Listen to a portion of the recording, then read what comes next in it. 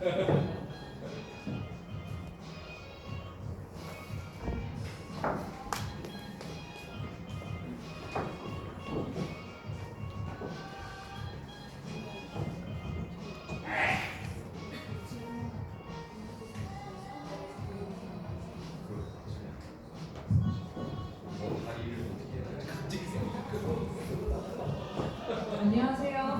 안녕하세요. 우리 1차 때 뵌 분들도 있고, 금요일이라 그런가? 수요일을 위해서 많이 안 오셨는데, 아마 또 시간 지나면서 오시리라고 생각을 합니다. 그래서 저희 아무래도 준비된 것들이 많으니까 시작을 하는 게 좋을 것 같습니다. 저는 한국미디어경영학회 회장을 맡고 있는 고려대 미디어고 최세정이라고 합니다. 반갑습니다.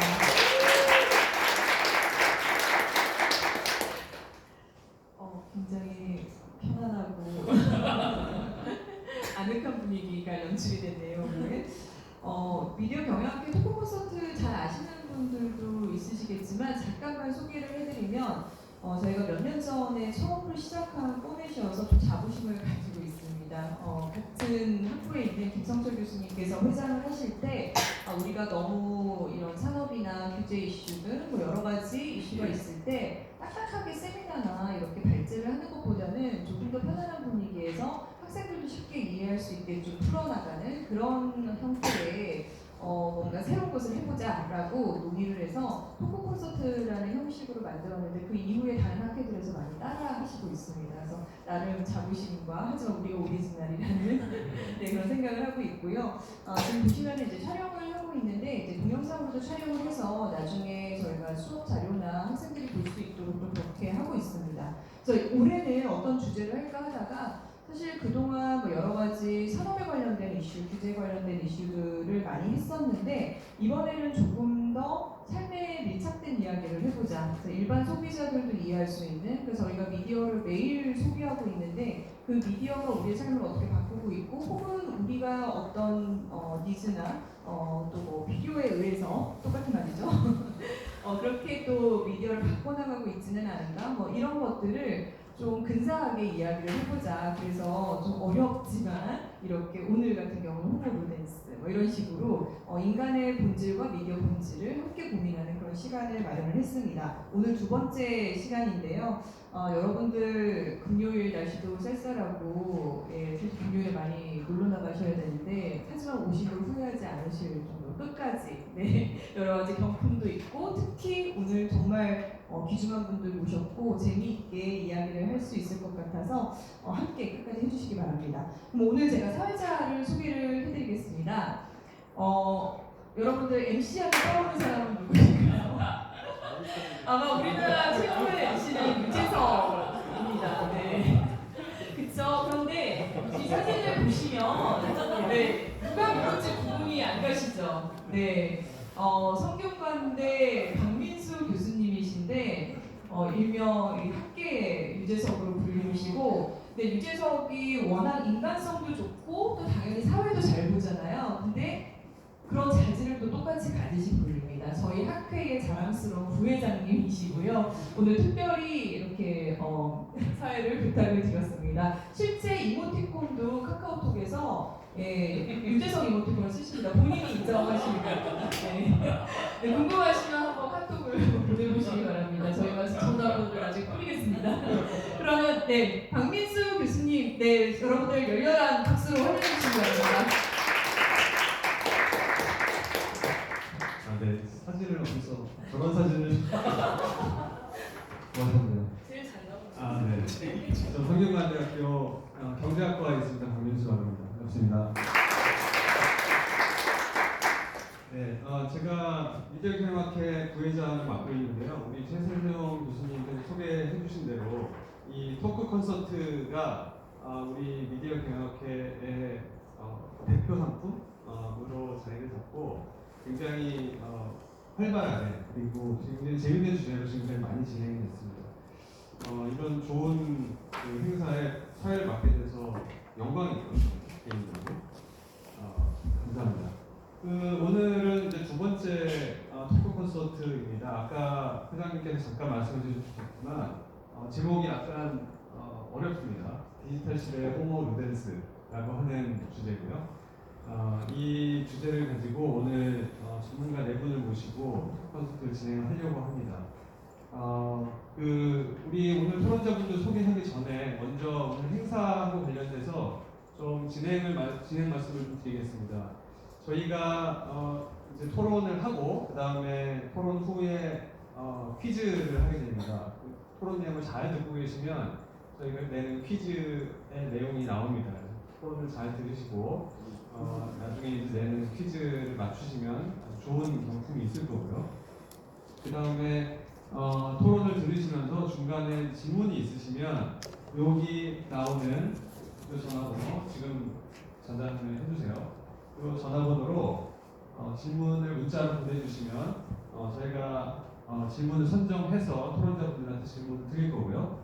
질문이 선정된 분들께 상품을 드리게 됩니다. 네. 그래서 이 전화번호를 시작하기 전에 전화해 주시면 되겠습니다. 네, 그러면 제가 오늘 와주신 토론자분들 소개해드리겠습니다. 이 토론자는 뭐 순서가 웃음소리의 크기라든가 외모 순이라든가 그런 건 전혀 아니고 그냥 가나다 순입니다. 먼저 김정환 박사님 오셨습니다. 소개하는 거죠? 마음에 나오시죠? 네, 지금 네이버의 정책연구실 연구위원으로 계시고요. 여기 동교 고대의 미디어학 학사, 석사, 박사를 하셨습니다. 그리고 인디아나대 커뮤니케이션 연구소에서 박사 연구원을 하셨고요. 뉴미디어 미디어 산업에 관심이 있다 이렇게 말씀을 해주셨고, 특히 이제 최근에 자율주행차 인포테인먼트 시스템에 관해서 연구를 진행하고 계시다고 하고요. 오늘은 주제가 주제인 만큼 주로 이제 웹툰에 관련해서 말씀을 해 주실 예정입니다. 네, 김정환 박사님 박수로 환영해 주십시오.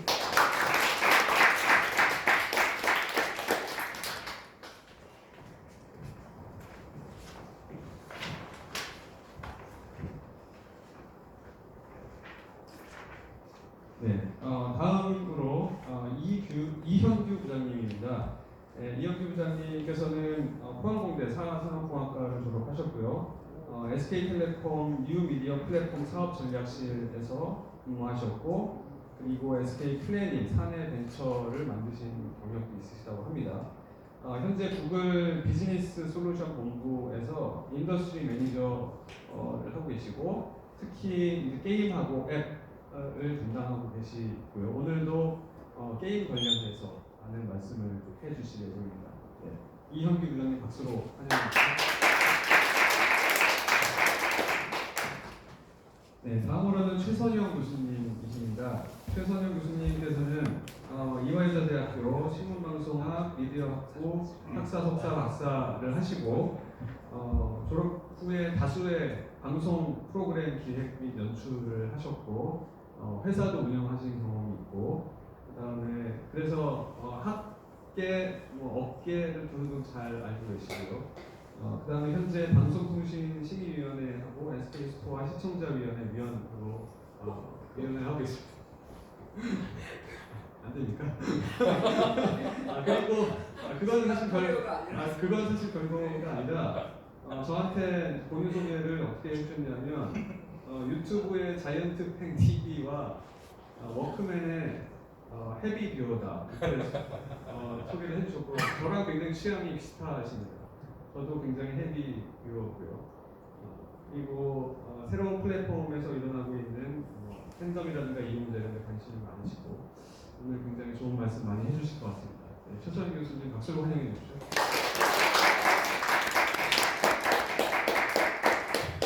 그 다음에 마지막으로 홍일한 이사님이십니다.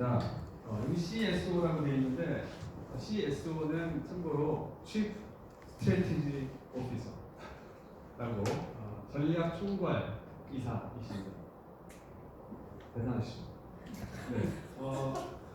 호주 호주 JMC 아카데미 엔터테인먼트 경영학사를 하셨고 영국에서 문화창조기업학 석사를 하시고 현재 한양대학교 석사과정을 하고 계시고요.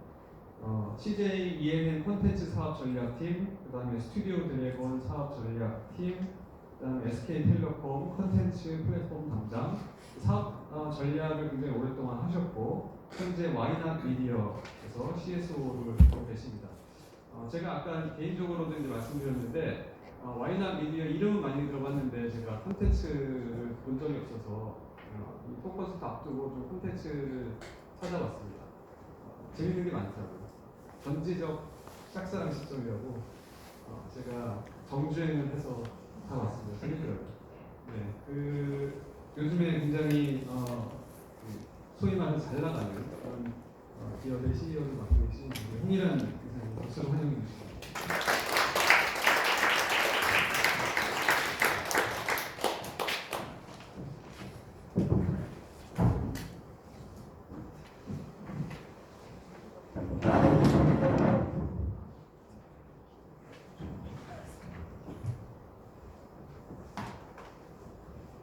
네, 토크를 좀 시작하도록 하겠습니다. 일단 저희 이제 두 번째 토크 콘서트인데 호모 루덴스라고 하는 이름을 사실 제가 붙인 건 아니고 우리 회장님 붙이신 건데 그 이름은 놀이하는 인간이라는 뜻입니다. 요한 하위징아라고 하는 학자가 1938년에 자기 저서에서 자신의 저서에서 제시한 그런 개념인데 우리가 이제 보통 문화라고 하면 그냥 국가를 운영하는 입장에서 보면 굉장히 어떻게 보면 비합리적이고 비생산적이고 이런 활동인데 사람들이 굉장히 많이 하고 있는 그런 활동입니다. 이런 활동을 이 하위징아라고 하는 분이 놀이하는 인간이라고 하는 그 놀이 또는 유희에 대한 인간의 본성으로 설명을 하기 위해서 사용한 개념입니다. 이 문화라고 하는 게 지금도 사실은 사람들의 이 놀이에 대한 욕구, 유희에 대한 욕구 이런 걸 많이 충족을 시켜주고 있고 그 다음에 뭔가 일상에서 일탈하고 싶은 그런 욕구도 충족시켜주고 있습니다, 여전히. 근데 그것과 동시에 이 지금 현재 경제를 이끌어 나가고 경제를 구성하는 굉장히 큰 축이 됐습니다.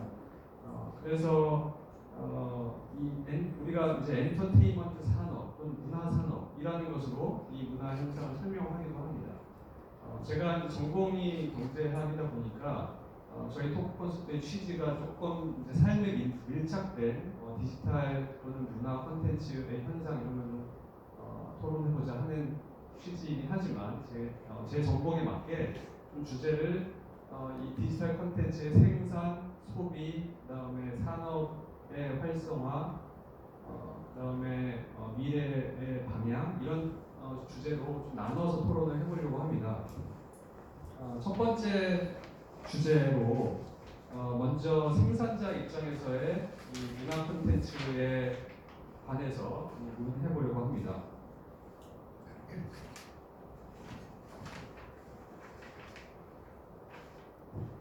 이게 막 떨어지네요. 네. 일단 이 주제를 이렇게 저희가 질문을 드렸습니다. 다양한 기술 발전과 함께 디지털 시대의 엔터테인먼트 콘텐츠 제작과 유통은 어떻게 변하고 있나요? 라고 질문을 드렸습니다. 소위 4차 산업혁명 시대를 맞아서 기존의 이제 아날로그 콘텐츠가 디지털 콘텐츠로 변하고 그 다음에 옛날에는 없었던 새로운 콘텐츠의 형식들이 나타나고 있습니다.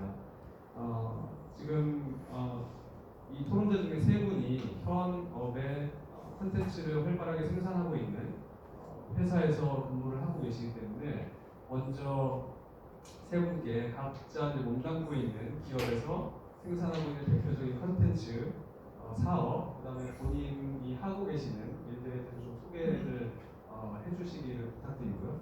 그 다음에 조금 더 일반적으로 과거의 문화 콘텐츠, 엔터테인먼트 콘텐츠를 만들고 유통하고 그다음에 관음하고 이런 방식하고 현재의 방식이 좀 어떻게 달라졌는지 그런 특징들도 좀 같이 설명해 주시면 좋겠습니다. 먼저 분정합니다.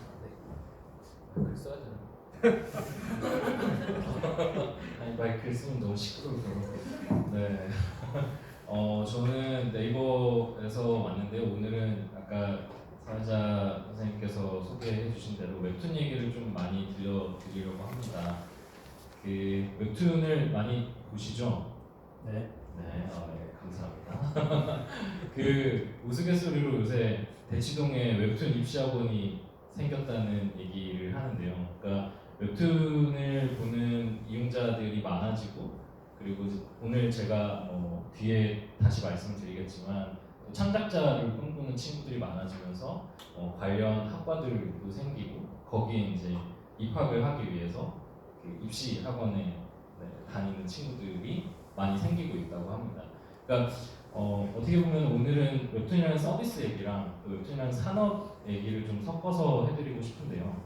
웹툰이 1990년대에 이제 만화 시장이 한참 오프라인 만화 시장이 이제 흔하다가 2000년대 들어서면서 불법 콘텐츠 유통 시장이 활성화되면서 사실 만화 시장이 많이 어려워졌습니다. 그래서 다음을 비롯해서 그러니까 포털 사업자들이 2000년대 초반에 이제 웹 환경에 맞는 그 만화 콘텐츠를 유통하는 그 어떤 서비스 플랫폼을 만들었고, 그게 이제 웹툰이라는 이름으로 서비스가 되기 시작했습니다. 그래서 웹이라는 그 단어와 카툰이라는 단어가 이제 합쳐져서 웹툰. 어떻게 보면 기존에 이제 만화를 보던 그 어떤 시선의 흐름이 좌에서 우 또는 이제 우에서 좌로 흐르던 시선이 위에서 아래로 흐르는, 어떻게 보면 생산부터 제작부터 정말 웹 환경에 이제 특화된 콘텐츠들이 만들어지기 시작했고요.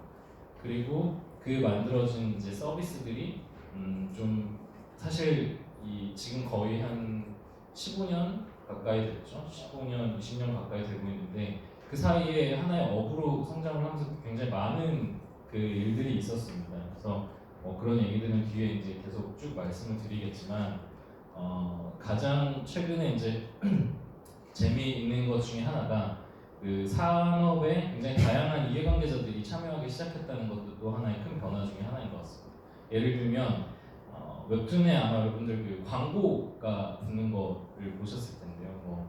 그 어떤 이제 PPL 형태의 광고도 있고 어떤 전통적인 배너 광고들도 있는데, 그 작가들의 이 라이센스를 관리해주는 IP를 관리해주는 에이전시들이 생겼어요. 그래서 최근에 웹툰 원작으로 한 영화나 드라마 그리고 게임들이 많아지면서 작가들이 하나의 그 1인 독립 기업처럼 이제 성장을 하고 있는 거죠. 그래서 그런 작가들, 만화가들의 어떤 IP를 관리해주는 에이전시가 생긴 게 사실 재미있는 변화 중에 하나인 것 같습니다.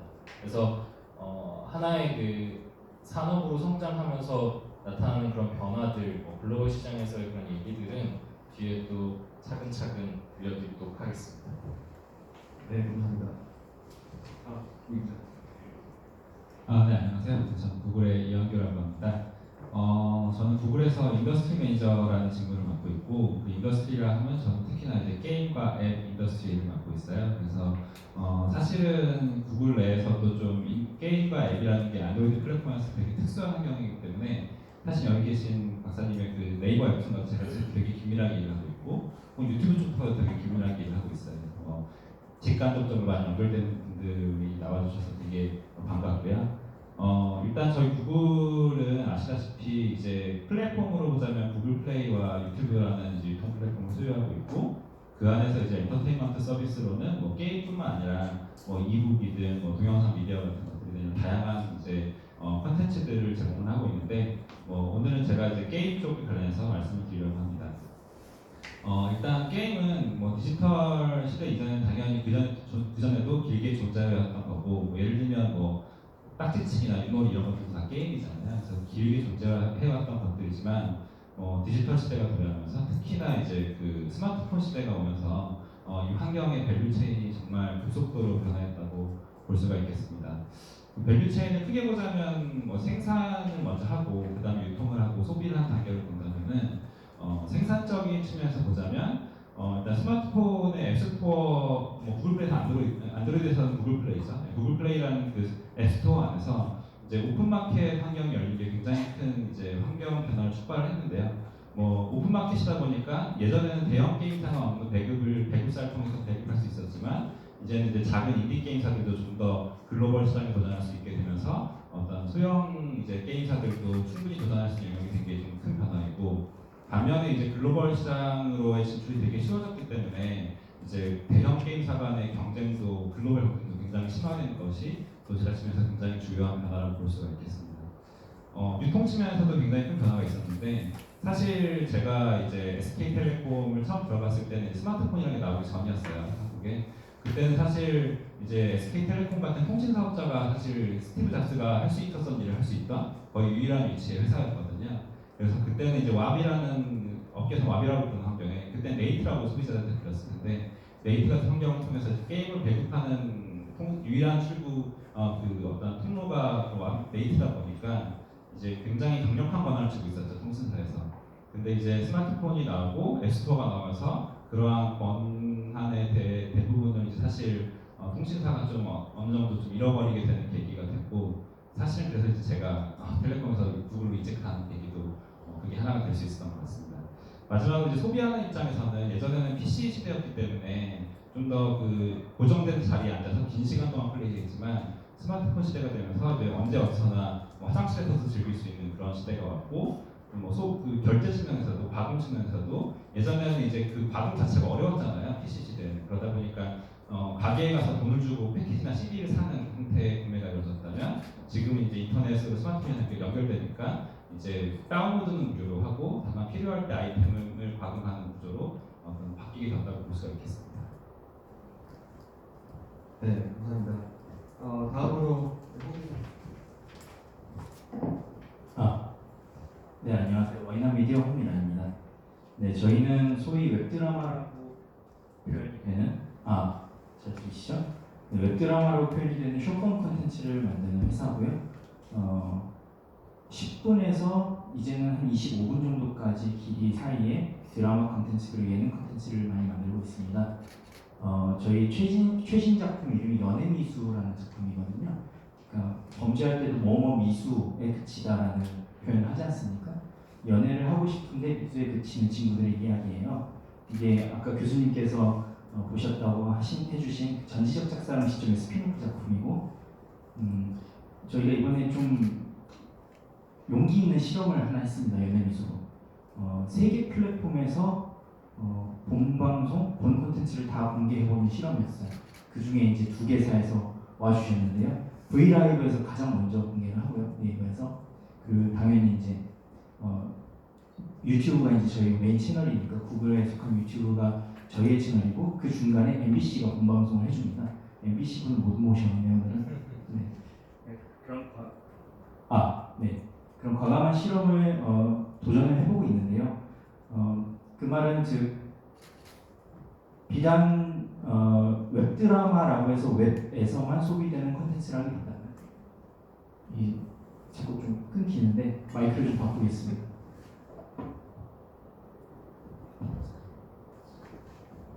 지금은 콘텐츠라는 걸 좀 더 집중을 해보려고 합니다.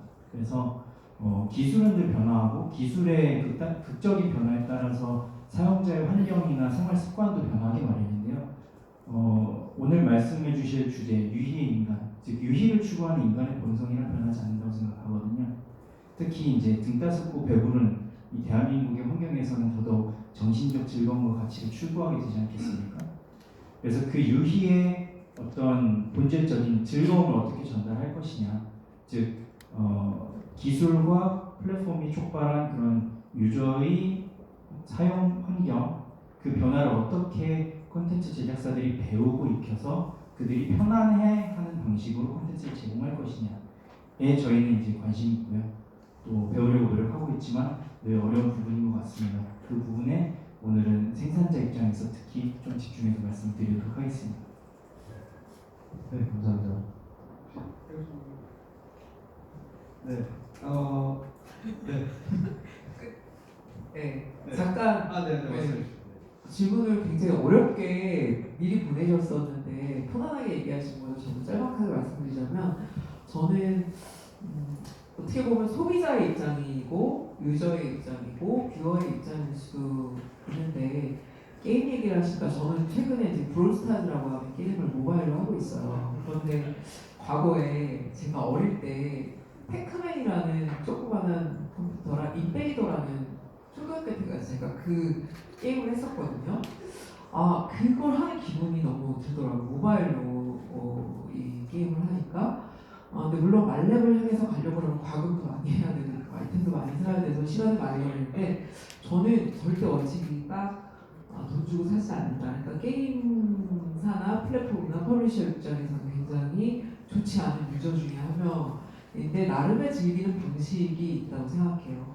그리고 또 지금 유튜브도 또 말씀드렸는데 이제 생활이 된 것 같아요. 유튜브는 어떻게 보면 보통 미디어 생태계라고 하는 의미를 많이 쓰고 있는데 미디어 이콜로지 자체가 정말 그냥 이콜로지가 됐다라고 저는 생각을 하고 있습니다. 왜냐하면 물과 공기처럼 이제 휴대폰, 스마트폰이 없으면 불안하고 유튜브를 보지 않으면 마치 아침에 물을 마시지 않은 거하고 비슷한 그런 금단 현상도 일어나서 이제는 굉장히 일상적으로 텍스처화되어 있다, 직조가 되어 있다, 미디어가 그렇게 생각을 하고 네이버를 통해서도 뉴스도 보고 메일도 확인하고 그래서 이런 어떤 유통과 제작의 변화가 제가 요즘에 가장 즐겨 쓰는 경구 중에 하나가 마샬 뉴먼이라는 미디어 학자가 미디어의 진정한 메시지는 미디어 어떤 변화가 일어나는 규모 그리고 속도 그리고 패턴이다 이런 얘기를 했어요. 근데 최근에 몇 년 사이에 이런 규모나 속도와 패턴이 자꾸 이러면 확 바뀌어져 있는 거를 느끼거든요. 아마 제작 방식과 유통을 이런 기업들에서 노력하고 있는 것들도 있지만 이용자들도 굉장히 영리하게 저처럼 프로젝트를 아무리 해도 아이템을 아직까지 사지 않고 있는 유저처럼 자기의 어떤 일상생활이나 패턴에 맞게 맞추되 일상 속에서 자연스럽게 유입된 이런 과정들을 겪고 있는 그런 시기가 아닌가라는 말씀을 드립니다. 네. 네, 그렇습니다. 사실은 이 생산 측면에서 보면은 그 콘텐츠를 제작하는 그 기술들, 뭐 VR, AR 많이 들어보셨을 거고 그 이외에도 뭐 머신러닝을 사용하거나 AI를 이용하는 제작 방식 이런 기술들도 굉장히 많이 변했고 해주신 대로 이 유통 방식 또 특히 이제 그 중에서도 굉장히 다양한 플랫폼에서 콘텐츠를 유통할 수 있는 가능성이 열렸다라고 하는 측면들도 굉장히 중요한 측면들이고 이게 이제 결국에는 소비자가 이 콘텐츠를 소비하는 방식하고도 관계가 되는 것 같습니다. 네, 굉장히 오늘 각자 이제 하시는 일들을 들어보니까 저희가 토론자분들을 굉장히 잘 모셨다는 생각이 듭니다. 네, 감사합니다. 그러면 다음으로 두 번째 주제로 자연스럽게 넘어가겠습니다. 방금 전에 이제 최 교수님께서 말씀해 주셨듯이 이게 디지털 시대의 제작 방식, 콘텐츠 제작 방식과 유통 방식이 바뀌면서 소비에도 굉장히 큰 변화가 일어났습니다. 저희가 이번 주제가 여가와 놀이라고 하는 것인데 이 디지털 시대의 소비자가 여가와 놀이를 즐기는 방식도 크게 변하고 있다고 생각을 하고요. 특히 이제 이것이 콘텐츠를 만들어서 생산하고 제공하는 사업자 측면에서도 굉장히 중요하게 고려되는 그러한 일이 될 것 같습니다. 제가 제 학계에서 얘기하는 특히 이제 경제학 쪽에서 얘기하는 것들을 좀 들어보면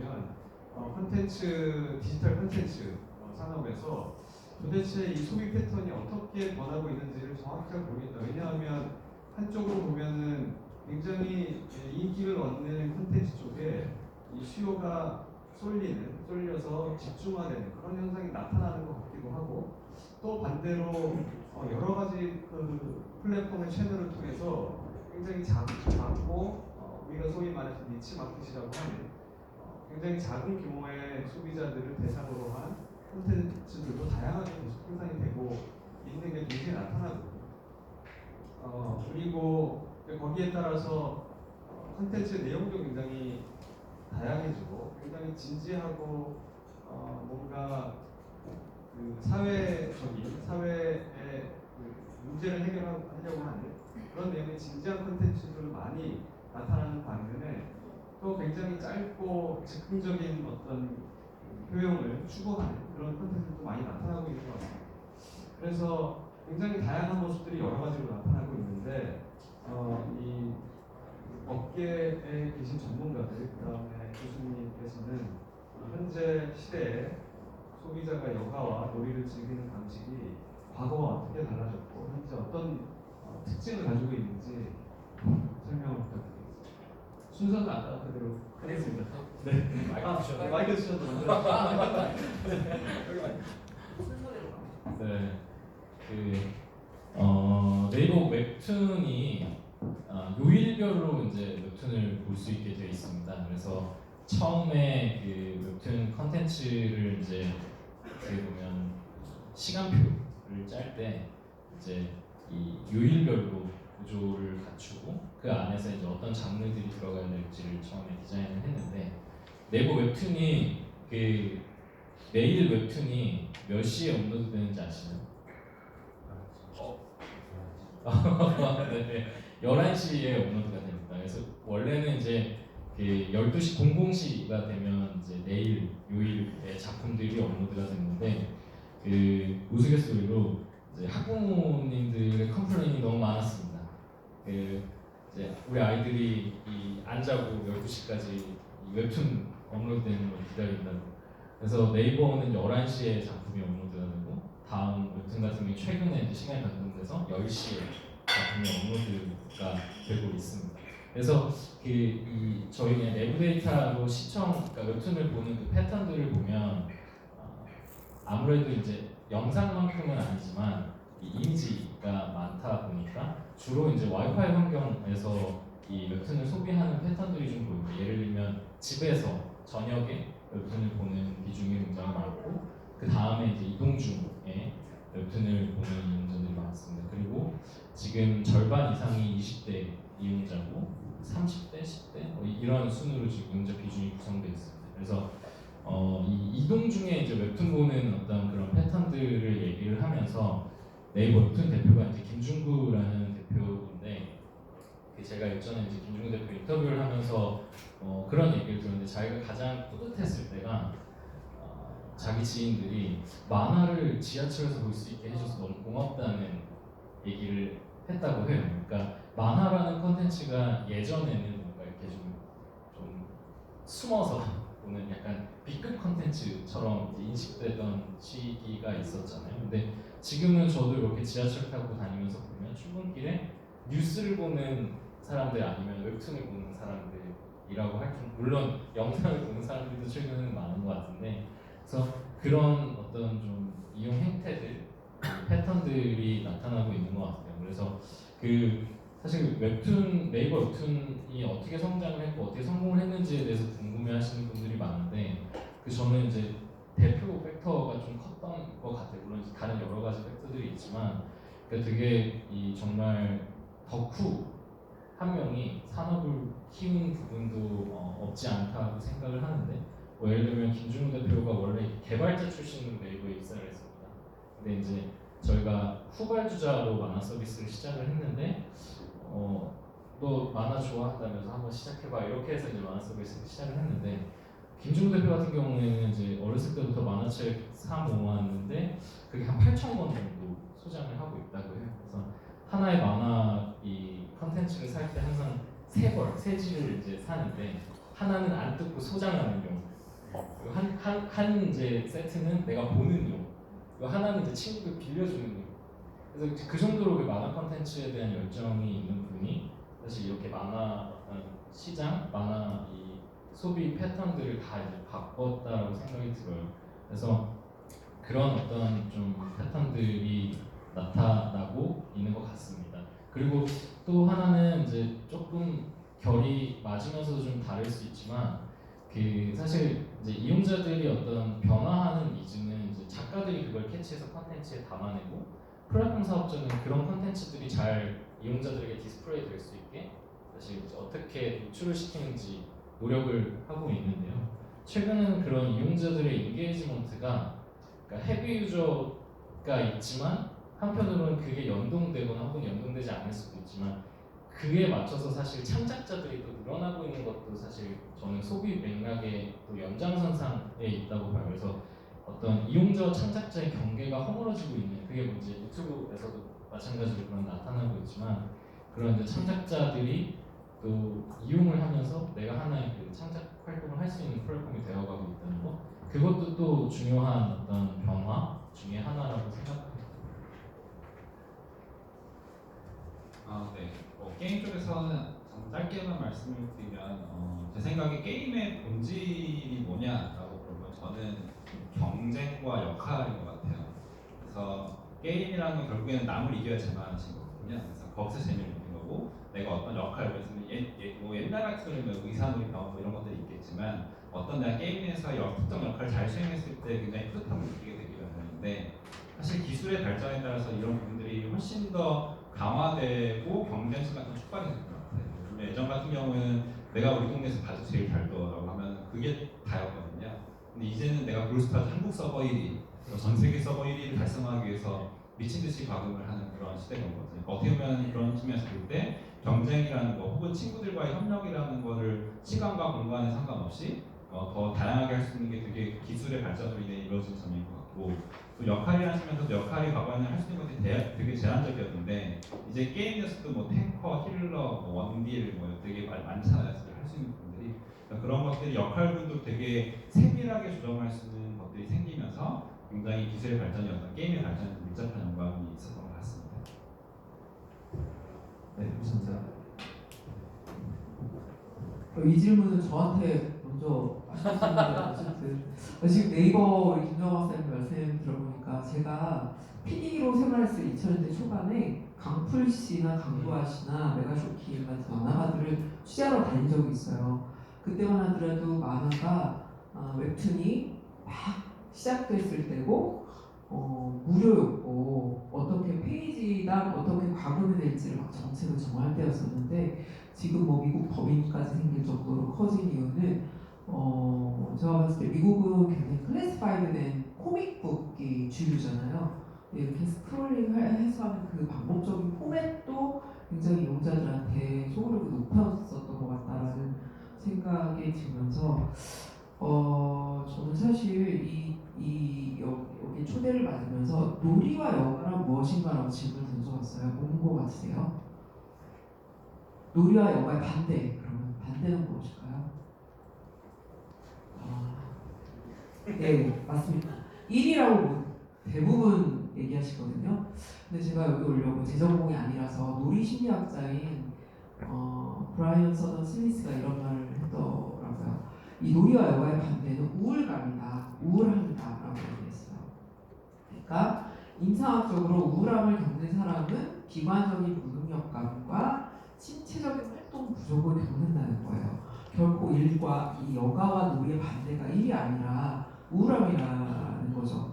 즉 여가와 잘 노는 사람이 일도 잘하는 것 같아요. 저는 그래서 왜 그럴까 그런 생각을 했을 때는 활동력 있게 생기 있게 산다라는 것이 결국에는 여가와 놀이가 바탕이 되고 놀이와 여가가 잘 되었을 때 그 다음에 다음 날 일요일날 잘 놀면 월요일에 생활이 좀 편안하듯이 그렇게 되는 게 아닌가라는 생각이 들면서요. 키워드를 저한테 이제 질문을 주셨어가지고 저는 최근에 가장 큰 화두는 아무래도 행복인 것 같아요. 행복과 몰입. 근데 이런 디지털 미디어들이 몰입성을 높이는 기술력을 일상에 굉장히 많이 심어두신 것 같아요. 좀 아까 이제 게임을 말씀하셨는데요. 게임은 극단적으로 중독이나 몰입을 유인하는 걸 목표로 하는 콘텐츠라고 저는 생각을 해요. 근데 게임의 네 가지 법칙을 제 나름대로 생각하고 있는 건 뭐냐면 게임은 목표가 있어요. 그리고 규칙이 있습니다. 그리고 보상이 주어지고 자발적인 참여가 있어요. 근데 우리는 거기에 뭔가 태스크를 하고 있으면 굉장히 자발적으로 즐겁게 뭔가를 하고 있죠. 왜냐면 행복감이 들기 때문에 그런 것 같아요. 많은 부분 게임을 하는 사람들이 뭔가 범죄율이 높다라고 얘기하는데 저는 게임을 하는 사람들이 뭔가 중독에 대해서 문제를 일으킨다기보다 게임에 너무 중독이 되는 그런 어떤 환경적인 것을 먼저 봐야 된다고 생각을 하거든요. 저는 제가 게임에 중독돼 있다고 생각하진 않아요. 즐긴다고 생각하는 타입에 속하죠. 굉장히 어릴 때부터 저는 게임을 계속해서 해왔기 때문에 그래서 이런 어떤 몰입이나 행복과 관련된 것들을 미디어들이 지금 많이 뒷받침해주고 소셜 서포트 해주는 역할을 해주고 있다고 생각해요. 뭐 아주 부정적인 역할에 대해서도 많이 얘기를 하고 있지만 이런 놀이를 즐기는 방식의 가장 중요한 키워드 중에 하나는 그 공감이나 소통이나 취향을 만나기 굉장히 좋게 보완이 되어가고 있습니다. 플랫폼도 그렇고 콘텐츠도 그렇고 유튜브만 하더라도 이제 무엇을 알기 위해서 우리가 죄송합니다 네이버 지식인의 짓을 가지 않고 예를 들어서 제가 허리가 아파서 도수 치료를 받고 싶으면 지식인을 검색하지 않고 이제 유튜브 영상을 찾아서 보면 그 안에 한의사가 도수 치료를 해주는 장면이 나오니까 아 이거 병원에 가기 전에 내가 이런 중요한 정보들을 얻고 가게 되겠구나. 일종의 공감할 수 있고 소통할 수 있는 컨텐츠를 굉장히 수평적으로 누릴 수 있기 때문에 많이 유튜브에 인게이지먼트 하는 게 아닌가 하는 그런 생각이 듭니다. 그리고 댓글만 보더라도 너 이렇게 생각해놓은 댓글이 쭉 스토리텔링이 이어지는 것들도 볼 수 있어요. 이거는 소통의 맥락이 굉장히 인터랙티브하게 좀 변화되고 있는 것들로 보이고요. 취향을 연대하는 것도 하나의 소비 패턴 중에 하나라고 생각이 됩니다. 아까 제가 오다가 라디오를 들었는데 라디오에서 이거 홈 루덴스잖아요 저희가. 홈 루덴스라고 하는 용어가 유행이라고 얘기를 하더라고요. 그러니까 집에서 하는 홈 트레이닝, 홈 카페, 홈 캠핑 등등등 이런 것들이 확산되는 패턴을 보면 굉장히 빠른데 어디를 통해서 보냐면 이런 포털 사이트나 유튜브를 통해서 사람들이 하는 걸 본단 말이죠. 이렇게 취향의 연대, 나도 이거 한번 해봤어. 이걸 또 게시는 저 인스타그램 같은 데다가 그렇게 하는 것도 있고 또 하나 중요한 키워드 중에 하나 저는 진정성이라고 생각을 해요. 요즘에는 이런 창작자들이나 또는 프로페셔널 어떤 제작자들이 만든 거에 PPL이나 광고라든가 어떤 의도를 대번에 알아내요. 최근에 아주 불미스러운 일이 프로듀스에서 있었죠. 이런 것도 어떻게 보면 늘 의혹을 제기했던 시청자들이 얘기를 했었던데 확증은 없었지만 밝혀진 사례 중에 하나라고 생각을 하는데 진정성이 무엇인지를 이용자들이나 소비자들이 이제는 빨리 알아챈다라고 생각을 하거든요. 그래서 제가 아주 인상 깊게 본 유튜브 영상 중에 하나가 박만의 할머니 아시죠? 박 할머니께서 우리 코리안 브랜드마이 할머니께서 수자 워셔스키를 유튜브 대표를 인터뷰한 적이 있었어요. 근데 정말 그 어떤 인터뷰어도 그렇게 질문하지 못했을 거예요. 이렇게 물어봤거든요. 수잔 어떻게 이렇게 애기들 3명을 키우면서 이렇게 높은 자리에서 일을 할 수가 있어? 밥 먹고 챙겨 먹고 다니나? 뭐 이런 대화들을 하고 김밥을 싸서 이것 좀 싸가 이렇게 얘기를 하는데 와 이거는 정말 어떤 프로페셔널 인터뷰들이 할 수 없는 너무나 개성 있고 매력적인 크리에이터다라는 생각이 들더라고요. 근데 그게 어떻게 보면 PPL일 수도 유튜브에서 전략적으로 홍보일 수 있지만 그게 어떤 콘텐츠라는 것들을 소비자들이 이미 다 알고 있거든요. 그래서 저는 이렇게 좀 키워드들을 행복과 관련된 것들을 디지털 미디어가 잘 연결해주고 있는 거, 소통, 공감의 연대가 일어나고 있는 거, 진정성 있는 플랫폼 또는 콘텐츠들이 훨씬 더 소구력이 높아지고 있는 것 이렇게 좀 소비자들의 소비 패턴을 분석해 보았습니다. 네, 감사합니다. 네, 저도 공감, 소통, 몰입감 이걸로 생각해왔는데 다 말씀해 주셔가지고 그 웹드라마를 가지고 잠깐만 말씀드려보겠습니다. 소위 웹드라마라고 하면 특징이 짧죠? 짧은 게 하나 있고 이것도 눈치채실 것 같은데 모든 컨텐츠에 자막이 붙어 있습니다. 영상이 더 씌워져 있어요.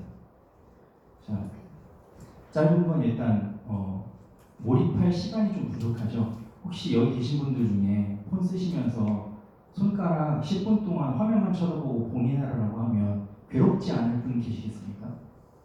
안 계시겠죠? 저는 1분만 봉인당해도 괴로워요.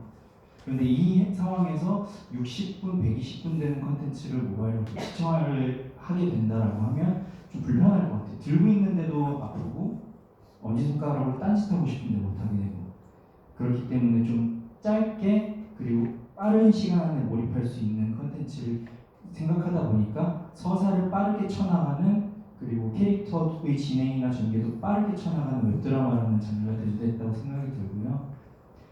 그리고 자막 말씀을 드렸는데 혹시 자막이 왜 모든 영상에 더 씌워져 있을까라고 혹시 생각이 드십니까? 정확한 퍼센테이지는 뭐 컨텐츠마다 좀 다를 수 있겠으나 귀에 이어폰을 꼽지 않고 영상만 시청하는 비중이 상당히 높습니다. 상당히 높습니다. 그 말은 이어폰을 지금 이제 블루투스 이어폰이 많이 개발이 됐지만 주렁주렁 이렇게 들고 꼽는 행위 자체가 굉장히 사용성이 불편해지거든요. 그리고 그게 들키면 안 되는 상황들이 있습니다. 교수님도 수업 진행하실 때 내가 그래도 이거 오늘 본방 나오는데 이건 좀 보고 싶은데 할 때 앞에다 세워놓고 자막만 보는 거죠. 네, 저희가 이제 제가 소위 이제 교탁 앞에다 만화책 세워놓고 이렇게 공부하는 것처럼 이렇게 하면서 봤을 때처럼 요즘에 근데 이게 핸드폰을 조작하거나 귀에다 꽂게 되면 다른 사람들한테 그 노출이 되잖아요. 그런 사용성들을 사실은 고려를 해서 자막들을 다 이렇게 넣게 되지 않았나 싶습니다. 즉 컨텐츠가 전달하려고 하는 건 여전히 명료합니다. 즐거움을 전달하고 싶고요. 소비자들의 어떤 공감을 유도하고 싶은데 다만 변화한 기술과 플랫폼 환경 때문에 제공하는 방식 자체가 이런 식으로 변형이 되고 있지 않나 하는 생각을 해봤습니다. 감사합니다. 네, 감사합니다. 처음 알았네요. 학생들이 재학생들이 노트북을 들고 있어서 저는 노트 필기하는 걸 펴고 있는 줄 알았는데 그게 아니군요. 알겠습니다. 네, 그 최 교수님이 말씀해주신 것 중에 그 놀이 잘 노는 사람이 일도 잘한다. 우리 최세정 교수님을 대표적으로 생각할 수 있는데 굉장히 인상 깊었고요. 제가 정리를 하자면 한 가지는 그 이제 모바일 환경이 되면서 시공간 제약 없는 놀이, 그다음에 시청자 이용자들의 개입, 그다음에 시청자와 소비자와 생산자의 구분이 없어졌다는 점, 그다음에 최 교수님 정리해주신 것처럼 그 소통과 공감, 그다음에 취향의 연대, 그리고 진정성, 몰입 이런 것들이 굉장히 중요한 키워드가 되는 것 같고요. 그런 점에서 굉장히 이 엔터테인먼트 산업의 소비 패턴에도 의미가 있는 것 같습니다. 네, 감사합니다. 다음 주제로 넘어가겠습니다.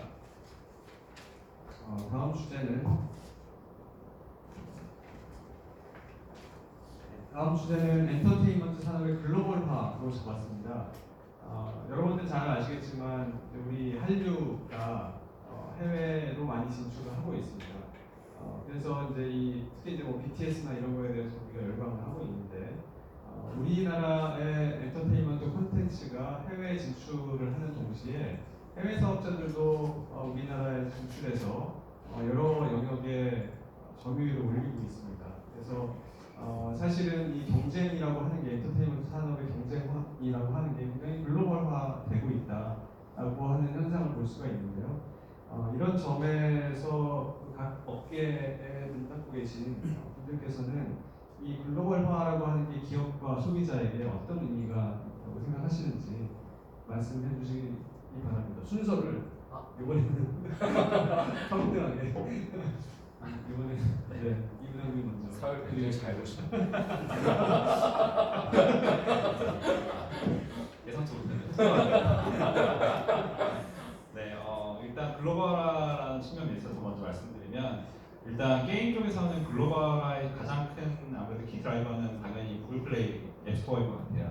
그 오픈 플랫폼을 통해서 결국 유통이 되다 보니까 글로벌 진출이 굉장히 쉬워진 것이 되었는데 덕분에 한국 게임사도 정말 큰 발전을 했죠. 사실 글로벌에서 제일 성공한 한국 게임사는 넷마블이라고 볼 수가 있는데 넷마블은 지금 전체 매출 중에 한 70%가 글로벌 해외 매출이거든요. 그래서 그만큼 이제 이미 글로벌화된 기업이고 그리고 아시는 것처럼 이제 한국 전체 컨텐츠 산업 전체의 수출액 중에서 70%가 게임이잖아요. 그러니까 게임 산업이 그만큼 어마어마하게 국가 경제에 기여를 하고 있는 부분이 있는데 그런 부분에 있어서 좀 어떤 한국 게임사 혹은 해외 게임사의 글로벌화 전략을 잠깐 말씀을 드리면 이제 한국 게임사 같은 경우 이제 한국의 어떤 문화적인 배경을 잘 살펴봐야 돼요.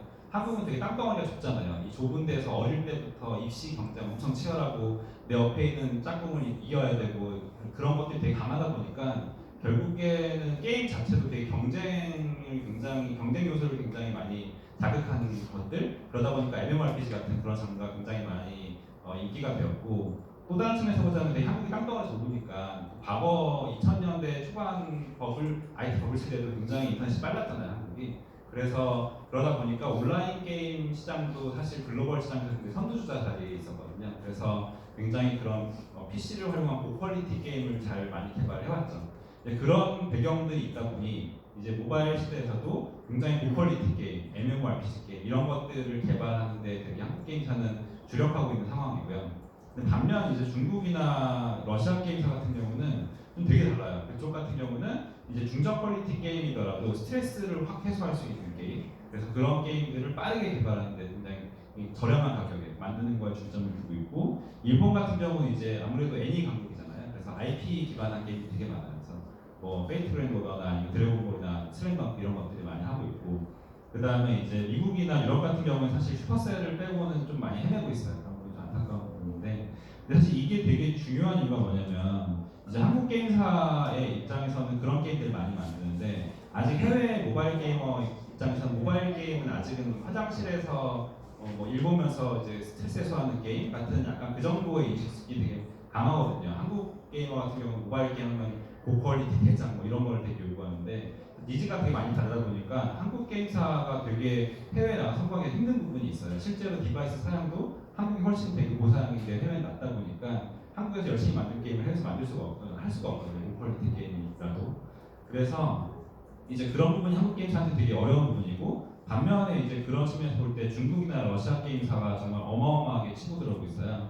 이미 한국과 일본을 제외한 전 세계 모든 글로벌 200여 개국의 국가에서 중국의 점유율이 다 20에서 50%를 차지하고 있거든요. 모든 국가별로.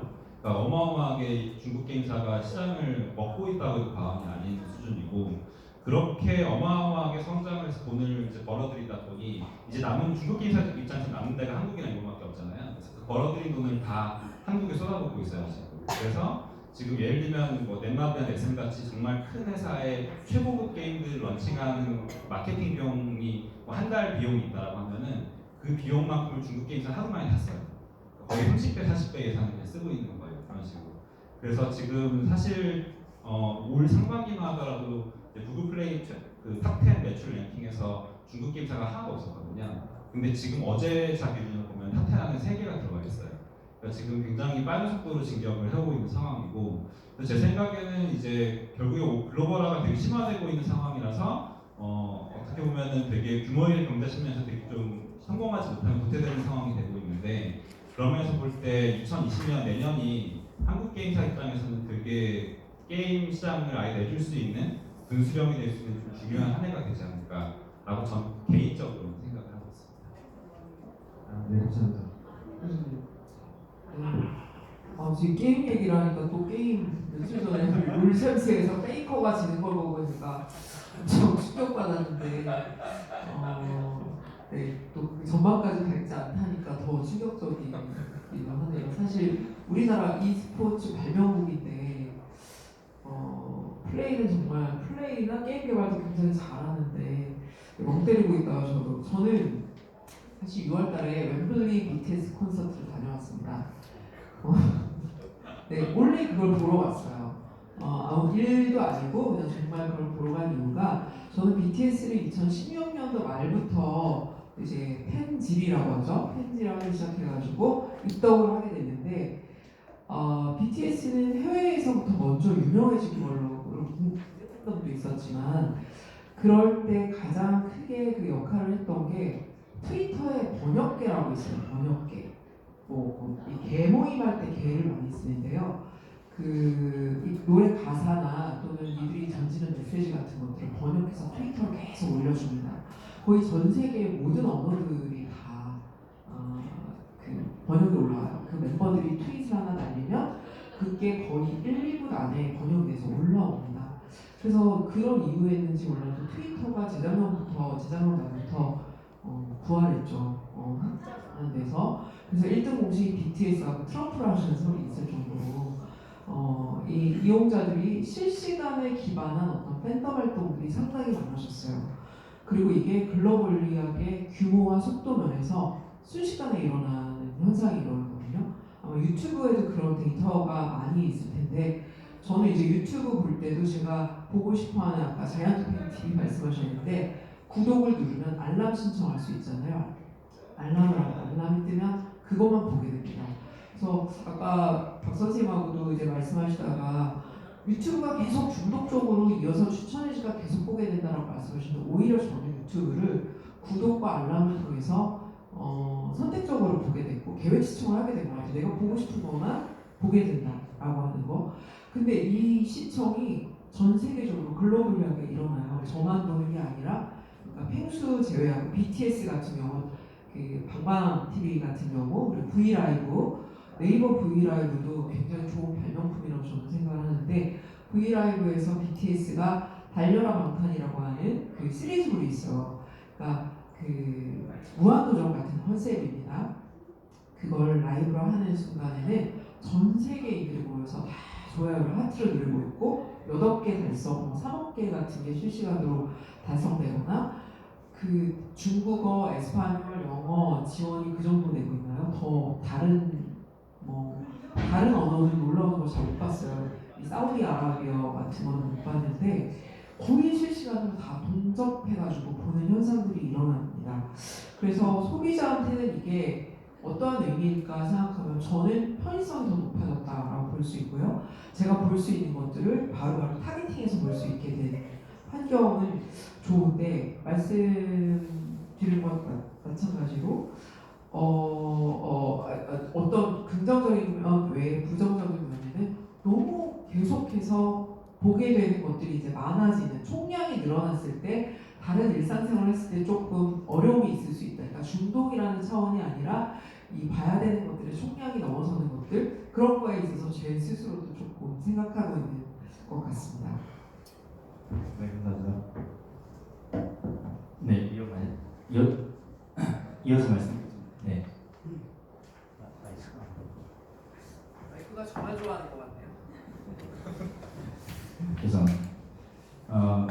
글로벌이라고 하면 사실 글로벌 시장이 열릴수록 콘텐츠 생산자는 좋습니다. 당연히요. 팔릴 곳이 많아지니까요. 그런데 미디어 영상 콘텐츠 같은 경우에는 극명한 한계가 언어입니다. 이 언어가 서사를 이해하고 어떤 캐릭터를 이해하는 수준에 그치게 된다면 그 콘텐츠의 재미나 흥미를 100% 즐긴다고 말하기는 어려워요. 그 언어 유희나 대사, 순간순간 나오는 그 문화권만 이해할 수 있는 리액션 이런 것들이 딱 들어왔을 때 예를 들면 팽하도 그런 거 아닙니까? 네. 그걸 어떻게 다른 나라의 언어로 그 뉘앙스를 번역을 해낼 수 있겠어요? 아직까지는. 그런데 제가 감사하게도 유튜브와 브이라이브를 통해서 서비스를 진행하면서 최근에 그런 생각이 들었어요. 특정 언어에 대해서는 자동 번역 기술이 굉장히 퀄리티가 많이 올라왔고 저희 회사에 일본인 지원이 있는데 그 친구가 자동 번역 때문에 일본어 번역을 보면서 굉장히 자연스럽다라고 느껴진다라고 하더라고요. 이게 고도화가 시작된 지 얼마 되지 않았지만 그 고도화의 속도는 엄청나게 빨라지고 있다는 느낌이 듭니다. 그렇게 되어서 멀지 않은 미래에 어떤 그런 감성까지 전달해낼 수 있는 자동 번역이 가능하게 된다면 한국어로 콘텐츠를 제작하고 생산을 하지만 그게 최 교수님 방금 말씀하신 것처럼 즉시성, 동시성을 띠고 전 세계에 한 번에 서비스가 될 수 있는 길이 열릴 수 있게 됐다고 생각이 들고요. 지금은 특정 국가별로 지오블록을 해서 그 국가한테 어떤 독점권을 주고 콘텐츠를 거래하는 것이 좀 활발한 구조입니다. 그런데 만약에 이런 즉시성, 동시성을 가진 번역 서비스가 점점 더 완성으로 가게 된다면 콘텐츠 유통 시스템 자체에도 큰 변화가 또 생기지 않을까 하는 그런 기대감과 동시에 위기감을 동시에 가지고 있습니다. 네, 감사합니다. 오늘 웹 웹툰 얘기만 하려고 했는데 회사 자랑 조금 더 해야겠어. 그 아까 신교수님께서 브이라이브 말씀 주셨는데 브이라이브 같은 경우는 이제 웸블리 공연 하고 나서 사실 그 지표들을 보고 저희도 굉장히 많이 놀랐는데 그 리얼타임으로 동접 비율이 14만 정도 나왔어요. 근데 그 전에 이제 그 어떤 팬 커뮤니티에서 그 브이라이브로 실험 라이브를 한다는데 다운되겠지 뭐. 그러니까 여기서 뭐 커뮤니케이션 제대로 되겠어? 이제 이런 사실 이 우려 반 이제 조롱 반 그런 이 어떤 이좀 분위기가 있었대요. 근데 하고 나서 오히려 그 정말 딜레이 하나도 없이 14만이 와서 정말 그 동시에 그거를 즐기는 걸 보고 나서 브라이브에 대한 좀 신뢰나 이런 것들이 좀 더 바뀌었다라고 해요. 그리고 그 이제 아까 이사님 말씀하셨던 그 어떤 일본어 번역 같은 경우에는 저희가 이제 라인이라고 하는 글로벌 모바일 메신저가 이제 일본에서 워낙 파워풀하게 이제 돌아가고 있다 보니까 한일 번역, 이란 번역 퀄리티가 굉장히 높습니다. 그 파파고에서의 번역 퀄리티가. 그래서 이제 번역을 많이 하시는 분들은 이제 또 우스갯소리로 영한 번역을 1어를 한번 거쳐서 오면 퀄리티가 더 좋아진다. 01, 1한으로 오면 그래서 이제 그런 말씀들도 하시는데요. 그러니까 저도 오늘 사실 뭐 여러 5가지의 질문들 중에 글로벌 얘기를 좀 더 많이 해드리고 싶었어요. 저희가 이제 그 10월에 LA에서 코미콘이라고 하는 만화 쪽에서는 굉장히 큰 페스티벌인데 거기에 이제 좀 재밌는 어떤 부스가 차려졌는데 네이버 웹툰 부스가 차려졌어요. 근데 더 재미있는 건 네이버 웹툰에 미국 작가가 팬 사인을 하는데 한 400여 명이 넘게 줄을 쓴 미국인들 그리고 그 사람들이 다 코스프레를 하고 왔대요. 만화 이 캐릭터 등장을 하고 와서